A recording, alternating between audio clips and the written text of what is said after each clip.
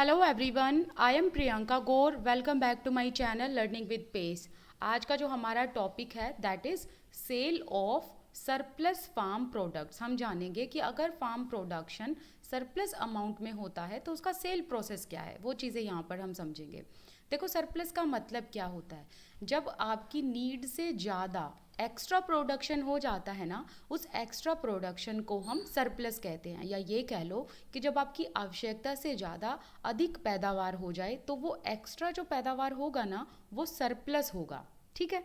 जैसे कि for example, आपने वीट को कल्टीवेट किया है और प्रोडक्शन में आपके पास आया 20 क्विंटल्स ऑफ वीट।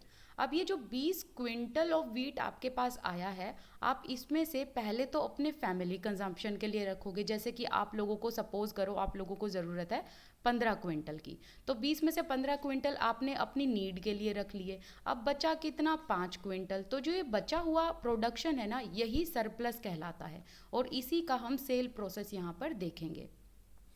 एक फार्मर है, उसने अपनी लैंड पर वीट को प्रोड्यूस किया है और जब उसने वीट को प्रोड्यूस किया तो उसने प्रोडक्शन के 3 फैक्टर को यूज़ किया है। तो आपको वो तीनों फैक्टर मुझे कमेंट सेक्शन में बताने हैं, क्योंकि हम इन तीनों फैक्टर्स की प्रीवियस सेक्शन में बात कर चुके हैं, जो प्रीवियस इससे पहले टॉपिक आया था या वीडियो आई थी।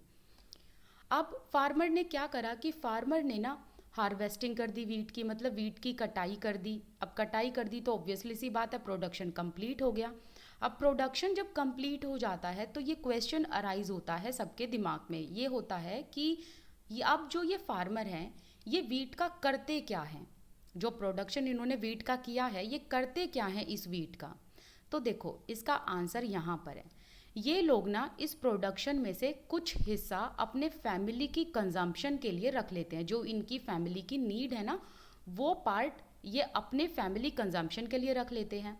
अब जो बचा हुआ प्रोडक्शन है उसको हम क्या कहेंगे? सरप्लस वीट कहेंगे। तो जो बचा हुआ वीट है उसको ये सेल कर देते हैं। जैसे कि फॉर एग्जांपल, अब एक फार्मर ने लगा लो बारले का, चलो वीट का नहीं, अब हम बारले का एग्जाम्पल लेते हैं। क्योंकि देखो, प्रोडक्शन किसी भी चीज़ का हो सकता है, वीट, बारले, राइस। राइस लगा लो, चाहे आप राइस और बारले, चलो दोनों ही लगा लेते हैं। इनका कल्टीवेशन किया है तो प्रोडक्शन में लगा लो 100 क्विंटल्स आया है। प्रोडक्शन कितना आया? 100 क्विंटल्स में आए दोनों।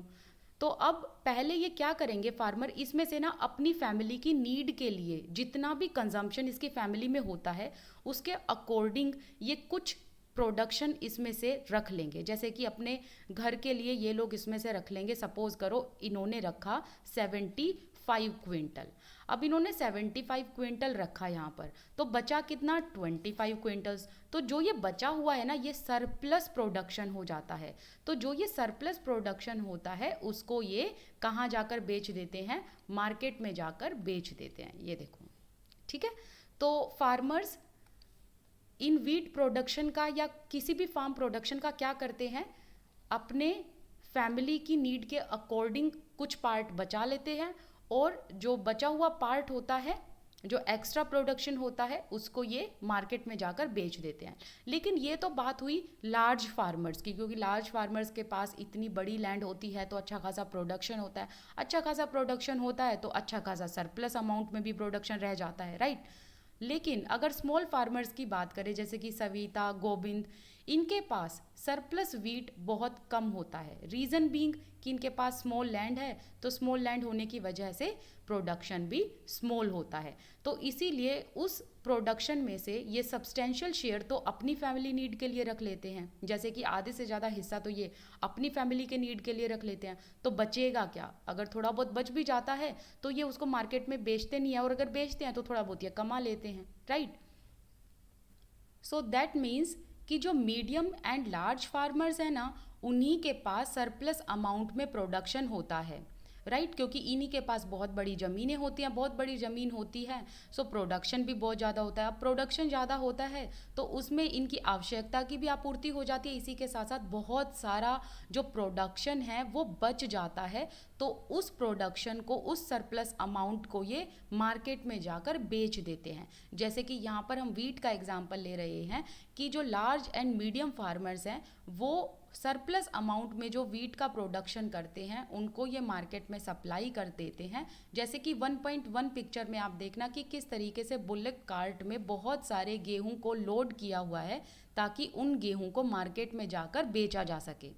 अब जब लार्ज फार्मर्स या मीडियम फार्मर्स मार्केट में जाकर अपने प्रोडक्शन को बेच देते हैं, जो सरप्लस अमाउंट में इनके पास प्रोडक्शन होता है, जब ये मार्केट में जाकर बेच देते हैं, इस मार्केट से ट्रेडर्स खरीद लेते हैं और ये ट्रेडर्स शहरों में एंड कस्बों में जाकर शॉपकीपर्स को बेच देते हैं। जैसे कि मैं यहाँ पर दोबारा से ये चेन बताती हूँ, आपको समझ में आएगा। देखो, ये है लार्ज फार्मर, ठीक है, या फिर मीडियम फार्मर, दोनों लगाकर चलो। ये है इनके पास पूरी इनकी ज़मीन, सोचो कि ये बहुत बड़ी ज़मीन है, इस पे इन्होंने प्रोडक्शन कर दिया 300 क्विंटल का। अब 300 क्विंटल में से लगा लो इनको सिर्फ और सिर्फ 100 क्विंटल की ज़रूरत थी जो घर में चाहिए, अब बचा 200 क्विंटल। अब 200 क्विंटल इनके पास क्या हुआ, सरप्लस अमाउंट हो गया। तो ये लार्ज फार्मर्स होते हैं ना, जो ये सरप्लस प्रोडक्शन को मार्केट में सप्लाई करा देते हैं। अब मार्केट में जब ये सप्लाई करा देते हैं, यहाँ आते हैं ट्रेडर्स। इन मार्केट में ट्रेडर्स आकर इन गेहूं को खरीद लेते हैं, बाय कर लेते हैं, और फिर यहाँ मार्केट से ले जाकर ये लोग शहरों में एंड कस्बों में जाकर यहाँ के शॉपकीपर को ये ट्रेडर बेच देते हैं अच्छे खासे अमाउंट में। अब आप सोचोगे कि शहरों में जाकर क्यों बेचते हैं, रीज़न बीइंग कि शहरों के लोगों को भी तो खाने के लिए वीट चाहिए ना, राइट। क्योंकि शहरों में एग्रीकल्चर एक्टिविटी कम होती है, तो इसीलिए ट्रेडर्स क्या करते हैं, ये शहरों एंड कस्बों में जाकर इन गेहूं को बेच देते हैं। सो इस तरीके से ये सेल प्रोसेस चलता है।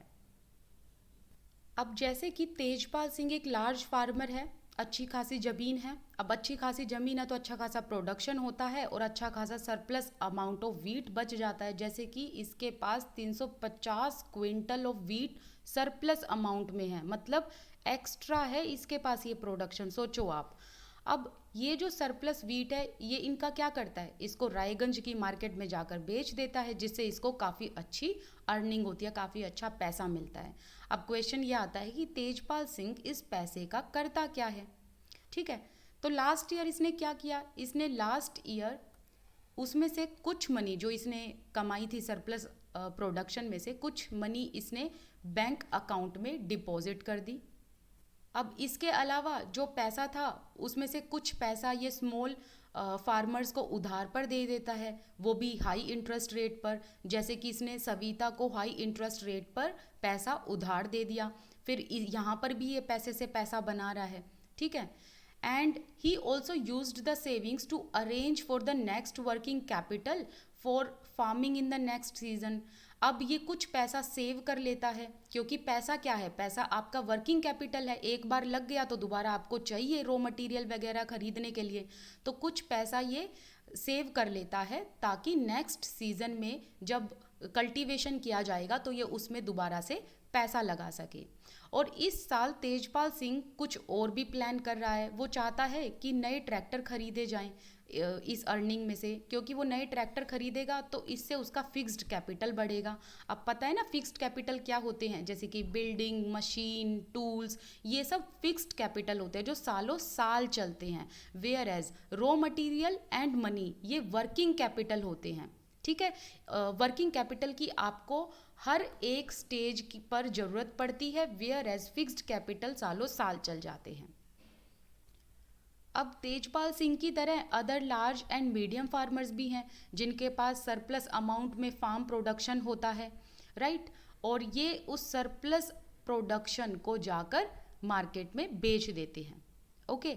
अब इनके पास आ जाता है पैसा। पैसा जब आता है तो उसमें से कुछ हिस्सा ये सेव कर लेते हैं ताकि ये नेक्स्ट सीज़न के लिए उस पैसे को बचा सकें, क्योंकि नेक्स्ट सीज़न में जब इनको दोबारा से प्रोडक्शन करना पड़ेगा तो कैपिटल तो खरीदने की ज़रूरत पड़ेगी। अब कैपिटल में फिक्स्ड कैपिटल भी आ गया, वर्किंग कैपिटल भी आ गया। अब देखो जैसे कि वर्किंग कैपिटल में इनको सीड्स खरीदने हैं, इनको फर्टिलाइजर्स खरीदने हैं, इनको जो है पेस्टिसाइड्स खरीदने हैं, राइट। अब फिक्स्ड कैपिटल में जैसे कि इनको मशीन खरीदनी है, कोई टूल खरीदना है, कोई फार्म इंस्ट्रूमेंट खरीदना है, कोई थ्रेशर मशीन खरीदनी है, वो फिक्स्ड कैपिटल में आ गई। राइट। सो ये नेक्स्ट सीजन के लिए भी पैसा बचा लेते हैं। अगर इनको वर्किंग कैपिटल में पैसा लगाना है तो वहाँ पर पैसा लगा देते हैं, अगर इनको फिक्स्ड कैपिटल में पैसा लगाना है तो वहाँ पर पैसा लगा देते हैं। फ़र्क इतना है कि जो वर्किंग कैपिटल है उसके लिए बार बार इनको पैसा चाहिए होगा, या जो ये कह लो कि वर्किंग कैपिटल की ज़रूरत हर स्टेज पर होती है, बट फिक्स्ड कैपिटल सालों साल चल जाती है। लेकिन अगर कोई मशीन ख़राब हो गई तो उसको रिपेयर कराने में भी तो पैसा लगता है, राइट। समझे आप मेरी बात। सो कहने का मतलब है कि जो पैसा ये लोग अर्न करते हैं उस पैसे को ये सेव करते हैं ताकि नेक्स्ट सीजन के लिए वो पूंजी काम आ सके। तो अब इससे हमने ये समझ लिया कि जो मीडियम एंड लार्ज फार्मर्स है ना, इनके पास अरेंजमेंट हो जाता है अपनी ही सेविंग से, क्योंकि इनके पास सेविंग होती है ना, उसी सेविंग से ये नेक्स्ट सीजन की फार्मिंग के लिए कैपिटल्स का इंतजाम कर लेते हैं। कैपिटल मतलब working capital and fixed capital. देखो दोबारा समझाती हूँ। जैसे कि ये जो लार्ज एंड मीडियम फार्मर्स हैं, इनके पास जो प्रोडक्शन होता है ना बच्चों, उस प्रोडक्शन में से कुछ पार्ट ये अपनी फैमिली की नीड के अकॉर्डिंग रख लेते हैं। अब जो बचा हुआ पार्ट है उसको ये मार्केट में जाकर बेच देते हैं, सेल कर देते हैं। अब बेचने के बाद इनके पास तो पैसा आएगा, अर्निंग होगी। अब ये जो अर्निंग होती है ना, ये इनकी क्या होती है, सेविंग होती है। तो ये इस पैसे को अलग अलग जगह लगाते हैं। जैसे कि फॉर एग्जाम्पल कुछ पैसा ये बैंक में डिपॉजिट कर देते हैं, दूसरा कुछ पैसा ये छोटे फार्मर्स को उधार पर दे देते हैं लेकिन हाई इंटरेस्ट रेट पर, तो यहाँ पर भी ये पैसे से पैसा बना रहे हैं। तीसरा कुछ पैसा ये नेक्स्ट सीज़न के लिए सेव कर लेते हैं, क्योंकि नेक्स्ट सीज़न में जब ये फसल उगाएंगे तब इनको पैसे की ज़रूरत पड़ेगी, तो यहाँ पर ये सेविंग कर लेते हैं और इसी सेविंग से ये हर बार फार्मिंग के लिए कैपिटल का इंतजाम करते रहते हैं। कुछ फार्मर ऐसे हैं जो कैटल खरीद लेते हैं, पशु वगैरह खरीद लेते हैं, ट्रक्स खरीद लेते हैं, या फिर अपनी एक शॉप सेटअप कर लेते हैं एक्स्ट्रा इनकम के लिए। लेकिन ये सारी जो चीज़ें हैं जैसे कि कैटल, ट्रक्स, शॉप्स, ये सारी चीज़ें ना नॉन फार्मिंग एक्टिविटी में आती हैं। तो नॉन फार्मिंग एक्टिविटी हम कल की वीडियो में करेंगे, नेक्स्ट वीडियो में, ठीक है। This side Priyanka Gaur. I wish you all the best, keep learning. Thank you so much for watching this video. आप मेरे साथ टेलीग्राम एंड इंस्टाग्राम पर जुड़ सकते हैं। टेलीग्राम एंड इंस्टाग्राम का लिंक आपको डिस्क्रिप्शन बॉक्स में मिल जाएगा, फर्स्ट कमेंट सेक्शन में भी मिल जाएगा। इसी के साथ साथ आप अपनी स्क्रीन पर भी मेरे इंस्टाग्राम का यूज़र नेम देख सकते हो। इसके अलावा मेरे चैनल पर ज्वाइन बटन आ चुका है। अगर आप मेरे चैनल को और मुझे सपोर्ट करना चाहते हो तो प्लीज़ आप ज्वाइन बटन को क्लिक करना और मुझे और मेरे चैनल को आप सपोर्ट कर सकते हो। It would mean a lot for me. Thank you so much.